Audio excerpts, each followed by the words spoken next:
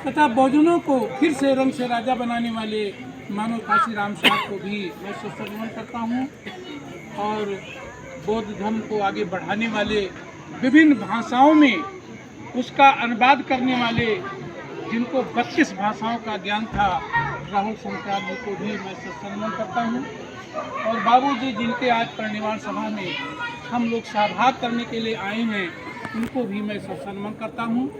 और इस परिनिर्वाण सभा में सहभाग कर रहे सभी भाइयों, बहनी, प्यारे बच्चों, मैं आप सभी लोगों को धन्यवाद देता हूँ कि अपने पूर्वजों को याद करने के लिए हम सारे लोग एकत्रित थे। साथियों, ये परिनिर्वाण सभा है। बुद्ध ने 2 महत्वपूर्ण बातें जो सबके लिए कही है, बिना किसी भेदभाव के, किसी भी जाति धर्म से उनका लेना देना नहीं था। उन्होंने कहा कि सत्य को सत्य के रूप में जानो, और दूसरी चीज उन्होंने कहा कि जीवन और मरण सत्य है, जो पैदा हुआ है उसे एक न एक दिन मरना ही होगा। कोई भी नहीं बचा है जिसको आप बहुत सर्वशक्तिमान कहते हैं, जिनको आप गॉड और ईश्वर की भी तुलना देते हैं, न उनके परिवार के लोग बच पाए, न वो भी जिंदा बचे हैं। इसलिए जो प्रकृति की नियम है, तो तथागत बुद्ध ने कहा है कि सबको मरना है। लेकिन साथियों, कुछ लोग तो अपने लिए ही जीते हैं, और कुछ लोग ऐसे भी हैं न अपने लिए जीते न दूसरे लिए जीते, वो केवल हमेशा नुकसान का काम करते हैं। तो वो जिंदा रहते हुए भी मरे के समान हैं, उनको कोई आंख से देखना नहीं चाहता। लेकिन कुछ ऐसे लोग हैं जिन्होंने सबके भलाई के लिए अपने सुख सुविधा को खत्म कर दिया है, वो न रहने के बाद भी जिंदा रहेंगे। जिनकी एक कतार से फोटो लगी, वो लोग हैं जो हमेशा जिंदा रहेंगे जब तक धरती रहेगी। उनके विचारों को फैलाने वाले लोग रहेंगे।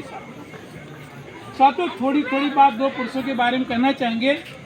भगवान बुद्ध को हम अपनी सभाओं में जब बैठते हैं तो नारा हम लोग लगाते हैं कि बुद्ध धर्म की क्या पहचान, मानो मानो एक समान। तो क्या इसका मतलब मानो मानो बराबर नहीं था? यही तो बात है। अगर बुद्ध के जमाने में 528 ईसा पूर्व में नारा लगा कि बुद्ध धर्म की क्या पहचान, मानो मानो एक समान, तो इसका मतलब 528 ईसा पूर्व से मनुष्य बराबर नहीं थे। क्योंकि ऋग्वेद में जो बातें लिखी गई वो बातें थी वर्ण व्यवस्था, ब्राह्मण, क्षत्रिय, वैश्य और शूद्र की व्यवस्था। तो ब्राह्मण को सब कुछ अधिकार प्राप्त, क्षत्रिय को राज करने, वैश्य को व्यापार करने, और जिस बहुजन समाज के लोग यहाँ बैठे हैं जिनको शूद्र उन्होंने बताया, उनको कोई अधिकार नहीं थे, केवल सेवा करें। और जातियों के आधार पर इतना बांट दिया गया हमें कि जितना गंदा काम, जितना घिनौना काम था, वो सब हमारे समाज को दे दिया गया। और हमारी स्थिति कुत्ते बिल्ली से भी नीचे की श्रेणी में चली गई, और हमको कुछ लायक नहीं रह गए। हमारे तो हवा और परछाई से नफरत हो गई। तो बुद्ध ने जब इन चीज़ों को देखा तो उन्होंने इस गैर कर्मिक बराबरी को जब समझा, और 528 ईसा पूर्व में जब ज्ञान प्राप्त हुआ, तो उन्होंने बात कहा कि जो किताबों में लिखी हुई है ब्राह्मण, क्षत्रिय, वैश्य की व्यवस्था, ये बात सर्वथा गलत है। तो भिक्षुओं ने कहा कैसे गलत है? तो उन्होंने कि इस धरती पर कोई ऐसा इंसान नहीं है जो बिना स्त्री के पैदा हो जाए। तो जब सबके पैदा होने का एक रास्ता है और मरने का तरीका एक है, तो न कोई ब्राह्मण है, न कोई क्षत्रिय, न कोई वैश्य और शूद्र है, बाकी सभी लोग इंसान हैं। तब उन्होंने कहा था कि बुद्ध धर्म की क्या पहचान, मानो मानो एक समान। और उन्होंने इतनी धार्मिक क्रांति किया। उस धार्मिक क्रांति करने के कारण बहुजन समाज के लोग इतना मनुस्मृति लागू होने के बाद भी राजा महाराजा बनते रहे, और 8वीं और 19वीं शताब्दी तक राजा आपके परिवार के लोग रहे। ये बुद्ध की देन है। दूसरी स्थापना जो उन्होंने किया औरतों के बारे में, क्योंकि औरतें नहीं जानना चाहती अपने बारे में, आज भी औरतों को पुरुषों से नीचे माना जाता है। उस समय तो इतना नीचे माना जाता था कि चाहे पति उनका कोढ़ी हो, चाहे काना हो, चाहे शराबी हो, चाहे जुआड़ी हो, लेकिन वो भगवान मानकर उसकी सेवा करे, चाहे उसको 2 लाठी रोज मारता। लेकिन बुद्ध ने कहा कि ये बात भी गलत है, क्योंकि औरत जो है सबकी जननी।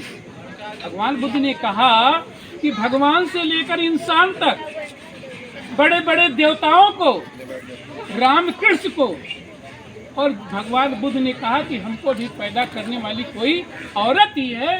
तो जब सबको पैदा करने वाली औरत है, अपना दूध पिलाकर जिंदा रखती, तो फिर औरत कैसे नीच हो गया, पुरुष कैसे ऊंच हो गया। तो भगवान बुद्ध ने कहा इस धरती पर औरत का दर्जा सर्वोच्च है। अगर औरत नहीं होगी तो प्रजनन नहीं होगा और इस धरती पर मनुष्य का अस्तित्व खत्म हो जाएगा। साथियों, ये बुद्ध की देन है कि आज जब उन्होंने हमको बराबर कर दिया तो फिर हम शासन सत्ता सभी भागीदारी हुए। लेकिन साथियों, जब सुख संपन्नता आ जाती है तो आदमी उसी बात को भूल जाता है जिससे वो आगे बढ़ता है।